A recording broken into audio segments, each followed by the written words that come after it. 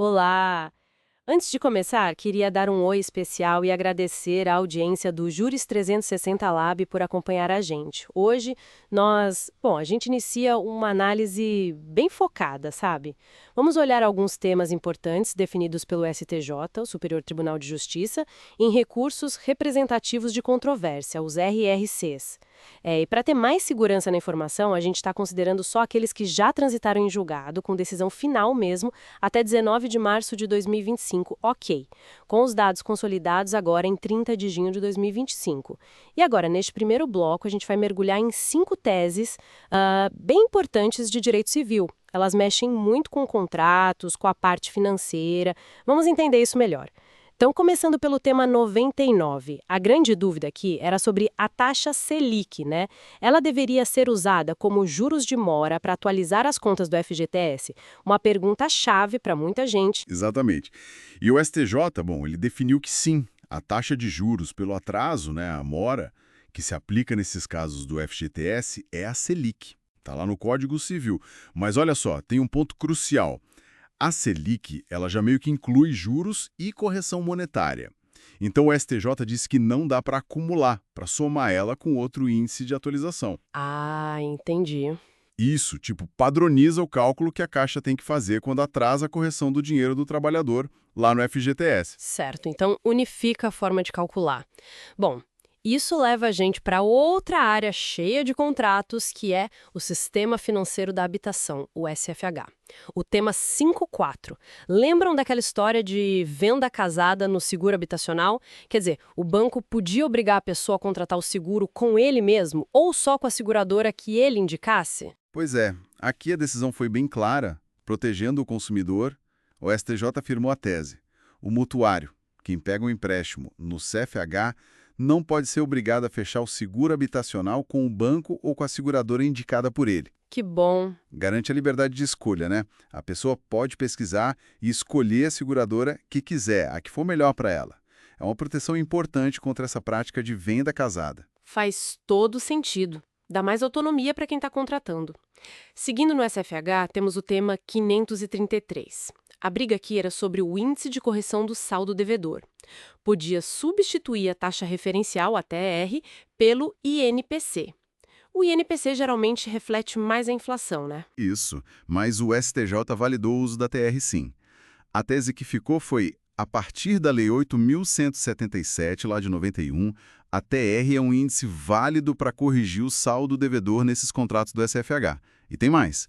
Isso vale até para contratos assinados antes dessa lei, desde que eles já previssem a correção pela taxa básica da poupança e não tivessem outro índice específico combinado, sabe? Ah, entendi. Então trouxe uma segurança jurídica sobre o uso da TR, né? Claro que existe todo um debate econômico se ela acompanha a inflação de verdade, mas a legalidade foi confirmada. Certo, a decisão foi pela legalidade do que estava na lei, então, mesmo que o impacto econômico seja outra conversa.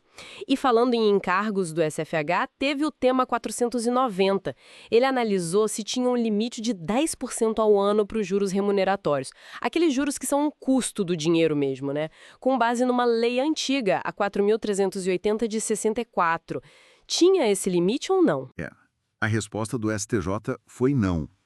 O tribunal entendeu que essa lei, a 438/64, lá no artigo 6º, a linha E, ela não impunha esse teto de 10% ao ano para os juros remuneratórios nos contratos do SFH. Ah, então não tinha essa limitação vinda dessa lei especificamente? Exato, quer dizer, essa limitação específica de 10% não vinha dali. Isso mexe direto no cálculo das prestações no saldo devedor de um monte de financiamento por aí. Ok, então mais uma questão esclarecida sobre os encargos no SFH. E para a gente fechar este bloco, um tema que sempre dá o que falar. Tabela Price. O tema 48 discutiu se esse sistema de amortização era legal no SFH, principalmente por causa daquela questão da capitalização de juros, os famosos juros sobre juros. Esse tema tem uma nuance, um detalhe importante. Primeiro, o STJ reafirmou o que já se sabia. Capitalização de juros, ou seja, cobrar juros em cima de juros que já venceram, isso é proibido nos contratos do SFH. Não importa a frequência, se é mensal ou anual. A regra geral é Não pode.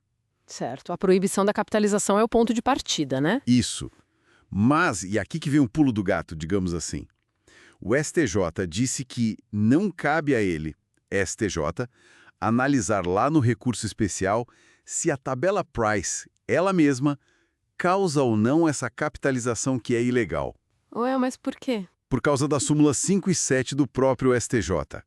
Elas impedem que o tribunal reexamine provas, fatos, cláusulas de contrato. E para saber se a tabela Price, num caso concreto, está gerando juros sobre juros, precisaria olhar o contrato, os cálculos, as provas daquele caso específico. Ah, entendi. Então, a regra geral está dada, não, capitalizar é proibido, mas se a tabela Price, na prática, naquele contrato específico, resulta nisso, aí a análise tem que ser feita lá embaixo, né? Nas instâncias ordinárias, caso a caso, olhando as provas. Exatamente. É uma distinção importante.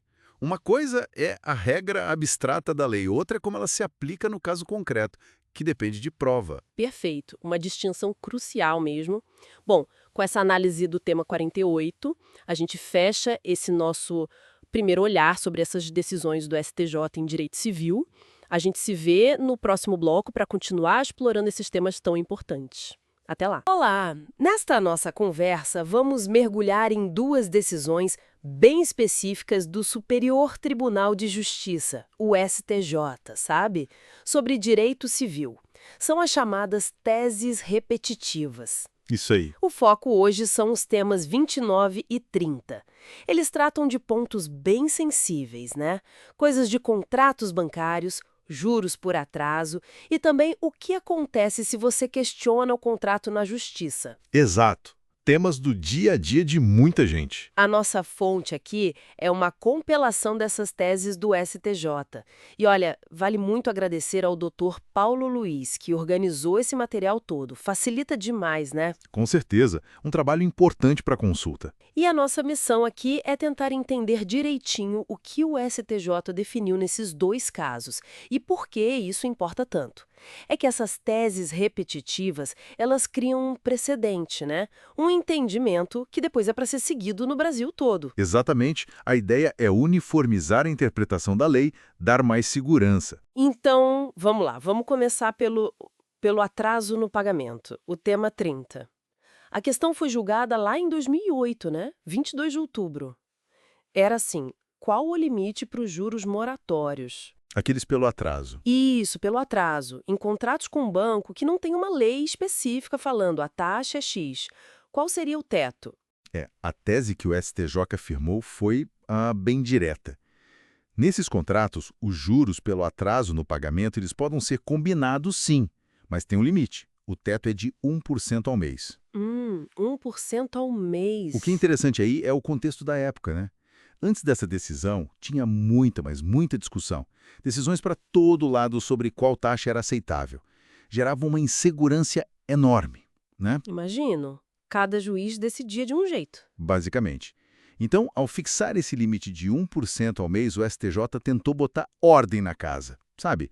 Criar um parâmetro claro, objetivo, para um monte de contrato comum, tipo crédito pessoal, cheque especial. Aqueles que não tinham regra própria para juros de mora.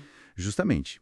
A ideia era dar mais previsibilidade, tentar diminuir as ações judiciais só por causa disso. Entendi. Foi uma forma de criar uma regra onde não tinha, né? Já. Onde era meio terra de ninguém, Faz sentido. para padronizar. Exato. Ok, então temos esse limite de 1% para os juros de mora, mas aí na mesma época o STJ analisou outra situação super comum.